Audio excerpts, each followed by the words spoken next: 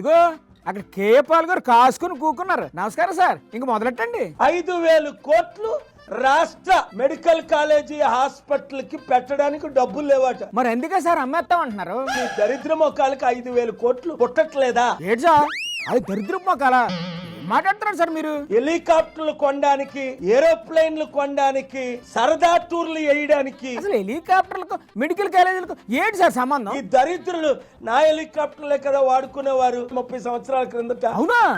అంటే వాళ్ళకి హెలికాప్టర్లో తిరగడం మీరే అలవాటు చేశారనమాట. ఇప్పుడు వీళ్ళకి సొంత హెలికాప్టర్లు. ఒకడు ఎమ్మెల్సీ మొన్న అయ్యాడట, వాడికి హెలికాప్టర్ అట. సొమ్ము ఒకరిది సోకు ఒకరిది అంటే ఇదే మరి. నేను ప్రశ్నించకపోతే ఎవడు ప్రశ్నిస్తున్నాడు? పవన్ కళ్యాణ్ గారు ఉన్నారు కదా.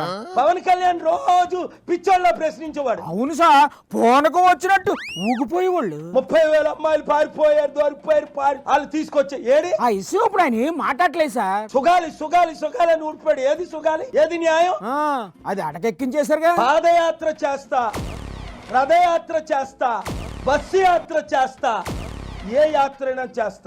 చేయండి. చంద్రబాబు నాయుడు గారు ఒకప్పుడు బ్లెస్సింగ్స్ తీసుకున్నారు, ఇప్పుడు తీసుకోవట్లేదు. రాష్ట్రం సర్వనాశనం అయిపోతుంది. అయ్యో పోనీ మీరే వెళ్ళి ఆయనకు బ్లెస్సింగ్స్ ఇచ్చి వచ్చేయండి సార్, రాష్ట్రాన్ని కాపాడండి సార్.